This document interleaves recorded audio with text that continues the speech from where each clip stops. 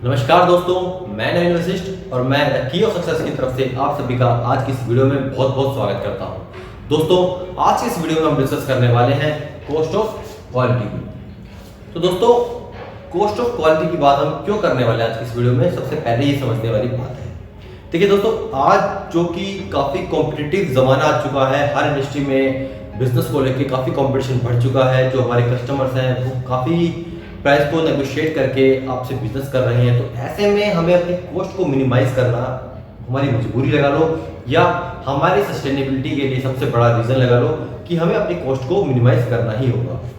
देखिए दोस्तों, अगर मैं बात करूं कि प्रॉफिट क्या होता है, तो अगर मैं बात करूं प्रॉफिट की, तो जो डेफिनेशन होती है मेरी, वो होती है price plus cost is equal to profit.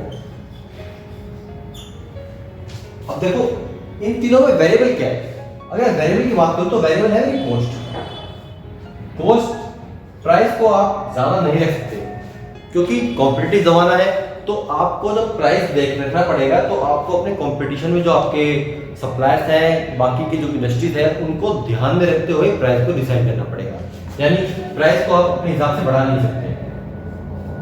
Profit हम सभी को चाहिए, एक ब्रेक इवन से नीचे हम कंपनी में काम भी नहीं कर सकते। भाई उस इंडस्ट्री का फायदा ही क्या हुआ, उस काम का फायदा ही क्या हुआ जब आपको प्रॉफिट ही ना हो। तो प्रॉफिट तो हमें चाहिए थी, इसी के लिए हम काम कर रहे हैं। तो हम ज्यादा या कम या किसको एडजस्ट कर सकते हैं। वेरिएबल क्या हुआ, वेरिएबल हुआ कॉस्ट। यानी हम कॉस्ट को बढ़ा या कम करके अपने प्रॉफिट को ऊपर या नीचे कर सकते हैं। अब कॉस्ट को कम कैसे कर सकते हैं, तो कॉस्ट को कम करने के लिए हमें अपनी वेस्टेज को कम करना पड़ेगा। जब हमारी वेस्टेज कम हो जाएगी तो अपने आप ही हमारी कॉस्ट भी रिड्यूस हो जाएगी, और जैसे हमारी कॉस्ट रिड्यूस होगी तो हमारे प्राइस में से कॉस्ट जब माइनस हो जाएगी तो हमारा प्रॉफिट निकल कर आ जाएगा। तो आज के टॉपिक में हम बात करने वाले हैं कि कॉस्ट ऑफ क्वालिटी क्या होती है। देखो, कस्टमर मांगता है क्वालिटी, एक रीजनेबल प्राइस पे एक अच्छी क्वालिटी। तो कॉस्ट ऑफ क्वालिटी क्या होती है दोस्तों? कॉस्ट ऑफ क्वालिटी दो तरीके से होती है। एक तो होती है कॉस्ट, मतलब क्वालिटी के लिए हम जो कॉस्ट पे कर रहे हैं, that is cost of quality. तो क्वालिटी के लिए हम जो कॉस्ट पे कर रहे हैं वो दो तरीके से पे करते हैं। पहला, कॉस्ट ऑफ गुड क्वालिटी, तो मतलब प्रोडक्ट की गुड क्वालिटी के लिए हम जिस कॉस्ट को पे करते हैं, that is cost of good quality. उसी तरीके से कॉस्ट ऑफ पुअर क्वालिटी, यानी पुअर क्वालिटी की वजह से जो हमें कॉस्ट पे करनी पड़ रही है, that is cost of poor quality. अब ये दोनों क्या होती हैं, किन किन फैक्टर्स पे डिपेंड करती है। तो अगर मान लो मैं बात करूं दोस्तों कॉस्ट ऑफ गुड क्वालिटी की, तो जो कॉस्ट ऑफ गुड क्वालिटी है दोस्तों, वो दो फैक्टर्स पे काम करती है, प्रिवेंशन पे और अप्रेजल कॉस्ट पे। यानी डिफेक्ट्स को रोकने के लिए, कॉस्ट ऑफ पुअर क्वालिटी को रोकने के लिए जो हम पहले से ही काम करते हैं जिन चीजों पे, दैट इज प्रिवेंशन। यानी कि ऐसा सिस्टम हम एक बनाएं जिसको बनाने के बाद जब हम अपने प्रोसेस को शुरू करेंगे तो हमारी कॉस्ट ऑफ पुअर क्वालिटी जो है कम से कम आए या आए ही ना। तो उसके लिए हम क्या करते हैं दोस्तों, उसके लिए हम जैसे एपीक्यूपी करते हैं। किसी भी नए डेवलपमेंट को शुरू करने से पहले, नए प्रोजेक्ट को शुरू करने से पहले हम एपीक्यूपी करते हैं। उसी तरीके से फेलियर मोड इफेक्ट एनालिसिस करते हैं, फ्लैश ट्री एनालिसिस करते हैं, हम प्रोसेस कैपेबिलिटी सीपी के निकालते हैं हम, जिसमें हमें पता लगता है कि हमारे प्रोसेस के अंदर वेरिएशन कितना है, और वेरिएशन अगर ज़्यादा होता है तो हम उसको फिर रिड्यूस कर देते हैं। तो ये हम पहले से ही देख लेते हैं कि हमारे प्रोसेस के अंदर कितना वेरिएशन आने वाला है। इसकी वजह से हमारे प्रोसेस के अंदर पुअर क्वालिटी कितनी बढ़ने वाली है। तो उसी टाइम हम अपने प्रोसेस को स्टेबल कर लेते हैं, उसके अंदर इंप्रूवमेंट कर लेते हैं। उसी तरीके से हम वेरिएशन रिडक्शन करते हैं। जैसे मैंने आपको बताया कि प्रोसेस कैपेबिलिटी में जब हम देखते हैं कि हमारा वेरिएशन कितना है, अगर वेरिएशन ज़्यादा होता है तो हम उसके ऊपर काम करते हैं और अपने प्रोसेस को स्टेबल कर लेते हैं, वेरिएशन को एलिमिनेट कर देते हैं या रिड्यूस कर देते हैं। इन सब एक्टिविटी से हमें कुछ लेसन मिलता है, कुछ नई नई चीज़ें सीखते हैं कि हमने क्या सीखा। अगर मान लो हमने पहले से ही कोई प्रॉब्लम एंटिसिपेट कर ली तो उसको हम रूट कोज ढूंढेंगे, उसको फिर हम खत्म कर देंगे, उसका रूट कोज निकाल के उसका एलिमिनेट करने की सोचेंगे, और उस एक्टिविटी से जो हमारी लर्निंग होगी उससे हम क्या करेंगे, अपने जो नीचे की टीम है उसको एजुकेट करेंगे, उनको ट्रेनिंग देंगे, ताकि जो चीज़ें हमने सीखी हैं उस फेल्योर से वो हम अपने टीम को भी बताएं, जिससे कि इन फ्यूचर ये दिक्कतें ना आए। उसी तरीके से अप्रेजल कॉस्ट की बात करें तो दोस्तों, ये वो फैक्टर है, इसके अंदर वो कॉस्ट इन्वॉल्व होती है जिसके अंदर हम अपने प्रोसेस को कंट्रोल करने के लिए अपनी मैन पावर पे कॉस्ट देते हैं। जैसे हम इनकमिंग इंस्पेक्शन के लिए बंदा रखते हैं, उसका अरेंजमेंट रखते हैं, उसी तरीके से इन प्रोसेस इंस्पेक्शन के लिए हम अरेंजमेंट रखते हैं, एक मैन पावर रखते हैं, फाइनल इंस्पेक्शन के लिए एक बंदा रखते हैं, एक मैन पावर रखते हैं, उसका अरेंजमेंट रखते हैं। हम अपने इक्विपमेंट्स का कैलिब्रेशन कराते हैं। कैलिब्रेशन दोस्तों बहुत ज़रूरी चीज़ है, ताकि इससे आप इंश्योर हो जाते हो कि जिस इंस्पेक्शन इंस्ट्रूमेंट से आप इंस्पेक्शन कर रहे हैं वो इंस्पेक्शन करने के लायक है भी या नहीं है, उसके अंदर कितनी एरर है। उसी तरीके से दोस्तों टाइम टाइम पे ऑडिट्स होती हैं। ऑडिट्स होती हैं तो ऑडिट करने का पर्पस क्या होता है कि हमारे प्रोसेस के अंदर कोई नॉन कंफर्मिटी तो नहीं है, या कहीं स्कोप ऑफ इंप्रूवमेंट तो है या नहीं है। तो ये हम जब ऑडिट करते हैं तब हमें पता लगता है। तो इस पे जो कॉस्ट हम पे करते हैं वो हमारी अप्रेजल कॉस्ट के अंदर आती है, जो कि हमारी कॉस्ट ऑफ गुड क्वालिटी ही मानी जाती है। उसी तरीके से अलग अलग हायर एजेंसीज के अंदर हम रजिस्ट्रेशन कराते हैं, ताकि जैसे कि आपको पता है कि IATF का सर्टिफिकेशन हमारे ऑटोमोटिव इंडस्ट्री में बहुत ज़्यादा जरूरी है। तो ऐसे रजिस्ट्रेशन के लिए हमें जो कॉस्ट पे करते हैं वो आती है हमारे कॉस्ट ऑफ गुड क्वालिटी में। ऐसे ही कॉस्ट ऑफ पुअर क्वालिटी भी हमारे दो फैक्टर्स पे डिपेंड करती है, कि इन दो फैक्टर्स पे हमारी कॉस्ट ऑफ पुअर क्वालिटी निकल कर आती है कि इन दो रीजन की वजह से हमारी जो कॉस्ट आई है उससे हमारी कॉस्ट पे कितना इंपैक्ट पड़ा है। पहला फैक्टर है इंटरनल फेलियर। हमारी इंडस्ट्री के अंदर हमारे इंटरनल क्या क्या फेलियर हो रहे हैं, that comes in internal failure में। ऐसे ही एक्सटर्नल फेलियर की कुछ ऐसे रीजन होते हैं जिनकी वजह से एक्चुअल फेलियर के अंदर आता है, जिनकी वजह से हमारी कॉस्ट ऑफ पुअर क्वालिटी बढ़ जाती है। अब वो कौन कौन से फेलियर होते हैं दोस्तों? अगर मैं इंटरनल फेलियर की बात करूं तो प्रोसेस डिले।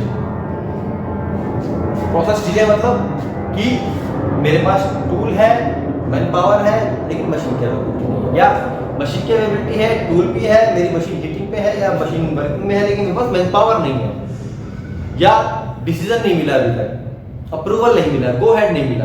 तो उस तरह के जो डिले होते हैं वो आते हैं हमारे प्रोसेस डिले के अंदर, जो कि एक हमारा इंटरनल फेलियर है, हमारा प्लानिंग का फेलियर भी इसको बोल सकते हैं। रीवर्क मतलब हमने कोई पार्ट बनाया, उसमें कुछ एब्नॉर्मलिटी आ गई, अब उसके अंदर हम रिवर्क करके उसको ठीक कर रहे हैं, that's coming cost of poor quality. Scrap हमने डिफेक्ट्स बना दिए, अब डिफेक्ट्स को हम कस्टमर को तो भेज सकते हैं, क्या करना पड़ेगा? स्क्रैप करना पड़ेगा, तो वो हमारा कॉस्ट ऑफ पुअर क्वालिटी वाला है। रीटेस्ट करना, वैलिडेशन करना, एक ही पार्ट को बार बार हम चेक कर रहे हैं, उसको टेस्टिंग कर रहे हैं, तो उससे क्या है, उसका फायदा तो है नहीं, कस्टमर उसका पैसा दे नहीं रहे, तो वो हमारा कॉस्ट ऑफ पुअर क्वालिटी के अंदर आता है। इसी तरीके से दोस्तों कोई भी कस्टमर कंप्लेंट आती है तो हमें ADD बनाना पड़ता है, RCA रूट कॉज एनालिसिस बनाना पड़ता है, करेक्टिव एक्शन, प्रिवेंटिव एक्शंस बनाने पड़ते हैं। हमारा कस्टमर कंप्लेंट का बंदा कस्टमर एंड पे जाता है, वहाँ पे वो रिपोर्ट करके आता है, रिजेक्शन एनालिसिस करके आता है, तो जो उसका ट्रांसपोर्टेशन कॉस्ट होता है, मैन पावर कॉस्ट लगी हमारी, वो सब हमारी कॉस्ट ऑफ पुअर क्वालिटी ही होती है। क्योंकि अगर हमारा डिफेक्ट कस्टमर तक नहीं जाएगा तो हमें एक अलग से बंदा जो है कस्टमर एंड पे नहीं भेजना पड़ेगा, हमें अपनी मैन पावर को खराब नहीं करना पड़ेगा, तो वो सब जो कॉस्ट बचेगी उससे हमारी क्वालिटी इंप्रूव होगी। लेकिन अगर हम कॉस्ट पे करते हैं तो उसका क्या आता है, कॉस्ट ऑफ पुअर क्वालिटी को बढ़ावा देते हैं। ऐसे दोस्तों डाउन टाइम, अगर मान लो मेरी बहुत फ्रीक्वेंट मेरा ब्रेकडाउन आ रहा है, किसी भी रीजन से मेरी मशीन खराब हो जाती है, तो वो सब डाउन टाइम के अंदर आता है, या मैन पावर के अनअवेलेबिलिटी जिससे मुझे मशीन स्टॉप करनी पड़ती है, या किसी इवेंट के जिसे हमें मशीन स्टॉप करनी पड़ती है, तो ये सब डाउन टाइम होते हैं, इसकी वजह से मेरी कॉस्ट ऑफ पुअर क्वालिटी बढ़ती है। ऐसे लॉस ऑफ कैपेसिटी, मतलब कैपेसिटी का लॉस हो रहा है, आप एक मशीन से 100 पार्ट पर डे बना सकते हैं या 100 पार्ट पर घंटे बना सकते हैं, लेकिन किसी भी रीजन से आप 90 पार्ट, 85 पार्ट या 95 पार्ट बना रहे हैं, इवन 99 पार्ट ही बना रहे हैं, तो लॉस ऑफ कैपेसिटी होगी कि मशीन की कैपेसिटी तो है नंबर ऑफ पार्ट्स बनाने की, बट आप बना नहीं पा रहे हो, या फिर आपने मैन पावर तो ले ली है अपने पास, आपने engineer, civil engineer, deputy manager तक रख लिए हैं, लेकिन उनको एफिशिएंटली आप यूज नहीं कर पा रहे हो, उनकी कैपेसिटी के हिसाब से आप उनको यूज नहीं कर पा रहे हो, तो that come also in loss of capacity. अगर मैं एक्सटर्नल फेलियर की बात करूं दोस्तों, तो जो मेरा कस्टमर रिटर्न है, अगर मान लो कस्टमर के पास मेरा डिफेक्टिव पार्ट चला जाता है तो कस्टमर उसको रिजेक्ट करके वापस भेजता है, वो एक तरह का कॉस्ट ऑफ पुअर क्वालिटी को बढ़ावा देने का सबसे बड़ा फैक्टर होता है। वारंटी क्लेम हो जाता है दोस्तों, आपकी मार्केट में आपके पार्ट लगी गाड़ी गई है, उसमें डिफेक्ट आ गया, वहाँ पे कंप्लेंट रजिस्टर हो गई, वारंटी पार्ट वापस आ गया, तो ये सब हमारी कॉस्ट ऑफ पुअर क्वालिटी को बढ़ावा देते हैं। ऐसे लॉस ऑफ कस्टमर सेल, आपकी पुअर क्वालिटी की वजह से अगर मान लो कस्टमर ने आपका जो ऑर्डर है वो कम कर दिया, तो वो भी हमारा एक लॉस ही है एक तरीके से, जो कि हमारी कॉस्ट ऑफ पुअर क्वालिटी को ही इंडिकेट करता है। Short and repair. मैंने आपको बताया कि कोई कस्टमर कंप्लेंट आ गई या हमें पता लगा कि पिछले 2 घंटे का जो पार्ट था मेरा रिजेक्ट बन गया या कोई भी एब्नॉर्मलिटी थी, तो उसके समय मैं क्या करूंगा, मैं सारे के सारे पार्ट को सेग्रीगेट करूंगा, शॉर्ट करूंगा, और फिर जो मुझे एब्नॉर्मलिटी मिलेगी, जिन पार्ट्स में सस्पेक्टेड पार्ट्स होंगे उनको मैं रिपेयर करने की कोशिश करूंगा कि शायद ये ठीक होकर चले जाए। तो ठीक है, मैं रिपेयर करूंगा, बट रिपेयर करने के लिए अलग से मैन पावर चाहिए, मुझे टाइम चाहिए, मुझे रिसोर्सेज चाहिए। तो इन सब में जो खर्चा आएगा वो सब कॉस्ट क्या होगी, मेरी कॉस्ट ऑफ पुअर क्वालिटी की कॉस्ट होगी। लोअर क्वालिटी स्कोर मतलब जो कस्टमर रेटिंग देता है कि आपके इस मंथ क्वालिटी की रेटिंग ये रही, जो भी रही XYZ, अगर वो कम रहती है तो भी हमारा एक तरीके से ये कॉस्ट ऑफ पुअर क्वालिटी ही है, क्योंकि इसका जो हमें पे करना पड़ता है वो हमें एक गुडविल के नाम पे करना पड़ता है कि कंपनी की गुडविल मार्केट में खराब होती है, कस्टमर का ट्रस्ट ब्रेक होता है और कस्टमर सोचता है कि अगर आप बार बार लो क्वालिटी स्कोर कर रहे हैं तो मतलब आप जो है हमें एक अच्छी गुणवत्ता का पार्ट देने में असमर्थ है, हो सकता है कि हमारा बिजनेस चला जाए। तो ये सब कुछ फैक्टर्स होते हैं, एक्सटर्नल फैक्टर्स, जिनके वजह से कॉस्ट ऑफ पुअर क्वालिटी बढ़ती है। अब दोस्तों एक्सटर्नल फेलियर जो है अगर आते हैं तो उसके लिए हमें प्रॉब्लम सॉल्विंग टेक्निक्स का यूज करना पड़ता है, करना चाहिए, करेक्टिव एक्शंस हमें लेने पड़ते हैं प्रॉब्लम आने के बाद। उसी तरीके से अगर मैं इंटरनल फेलियर की बात करूं तो हमें इंटरनल फेलियर होने के बाद हमें प्रॉब्लम सॉल्विंग टेक्निक्स का यूज करके प्रॉब्लम के रूट को उसको फाइंड आउट करना पड़ता है, उनके लिए करेक्टिव एक्शन लेने पड़ते हैं। एक्सटर्नल फेलियर के केस में दोस्तों क्या होता है कि हमें प्रिवेंशन मेथड का यूज करना चाहिए। हमें अगर मान लो कोई एक्सटर्नल फेलियर आता है तो उसके बाद हमें कुछ ऐसा करना चाहिए कि वो फ्यूचर में कभी आए ही ना, पहले ही प्रिवेंट हो जाए। तो उसके लिए जो टूल्स होते हैं दोस्तों, APQP, FME, FTA, process capability, ये सब टूल्स होते हैं जिनका सहारा लेके हम एक्सटर्नल फेलियर्स को रिड्यूस कर सकते हैं, एलिमिनेट कर सकते हैं, खत्म कर सकते हैं। उसी तरीके से अगर मैं इंटरनल फेलियर की बात करूं दोस्तों, तो इंटरनल फेलियर जो आते हैं उसके लिए हमें प्रॉब्लम सॉल्विंग टेक्निक्स का यूज करके उनको सॉर्ट आउट करना पड़ता है, करेक्टिव एक्शन लेने पड़ते हैं उन पे, और उनके कंट्रोल के लिए हमारे पास जो हमारा सिस्टम है, अप्रेजल कॉस्ट जिसके लिए हम पे करते हैं, वो सब हमारा सिस्टम है इंटरनल फेलियर को खत्म करने के लिए, रिड्यूस करने के लिए, एलिमिनेट करने के लिए। जैसे कि इनकमिंग इंस्पेक्शन करके, प्रोसेस इंस्पेक्शन करके, फाइनल इंस्पेक्शन करके आप अपने प्रोसेस के वेरिएशंस को देख सकते हैं। हो सकता है कि आप इन प्रोसेस में आप पार्ट बनते हुए पार्ट को, गलत बनते हुए पार्ट को आप रोक लें, जिसकी वजह से मेरा स्क्रैप जो है वो रिड्यूस हो जाए, रिवर्क मुझे करना ही ना पड़े। अगर आपने पहले देख लिया ऑडिट करके, आपको पता लगे कि आपकी कौन सी मशीन में क्या दिक्कत आने वाली है, पहले ही आपने प्रॉब्लम का एंटिसिपेट कर लिया, तो आपका प्रोसेस डिले, आपका डाउन टाइम ये सब रिड्यूस हो जाएगा, जिससे हमारी कॉस्ट ऑफ पुअर क्वालिटी जो है रिड्यूस होती जाएगी और कॉस्ट ऑफ गुड क्वालिटी हमारी तो फिक्स है, क्योंकि हमने पहले ही सिस्टम तो इंप्लीमेंट कर ही रखा है ना, इसके लिए तो हम पहले ही पे कर रहे हैं, इसके लिए हमें बिना बात पे करना पड़ता है। अगर हम इस पर ध्यान देंगे दोस्तों, कॉस्ट ऑफ गुड क्वालिटी पर अगर हम ध्यान देते हैं तो हमारी कॉस्ट ऑफ पुअर क्वालिटी जो है अपने आप रिड्यूस होती आएगी। और अगर हमारी जो है cost of poor quality zero या रिड्यूस हो जाती है तो हमारी ये जो कॉस्ट है इसमें भी इंप्रूवमेंट हमें देखने को मिलेगी। अगेन भाई, अगर ये कॉस्ट हमारी कम हो जाती है तो हम बाकी सप्लायर से एक अच्छा खासा कॉम्पिटिटिव प्राइस दे सकते हैं अपने कस्टमर को। अगर ये कॉस्ट कम हो गई तो प्राइस हमारा तो फिक्स है, फिक्स इन द सेंस कि बाकी मतलब एक कॉम्पिटिटिव प्राइस है जिसके नीचे शायद ही कोई सप्लायर देगा, नहीं तो उसको भी लॉस होगा।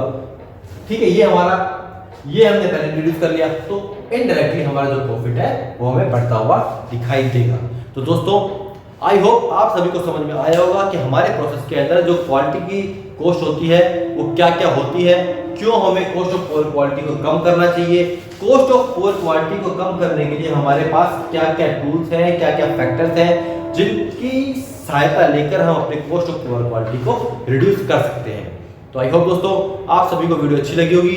अगर आप सभी को वीडियो अच्छी लगी तो प्लीज कमेंट सेक्शन में कमेंट करके हमें बताएं, वीडियो को लाइक करें और ज़्यादा से ज़्यादा शेयर करें। Thank you.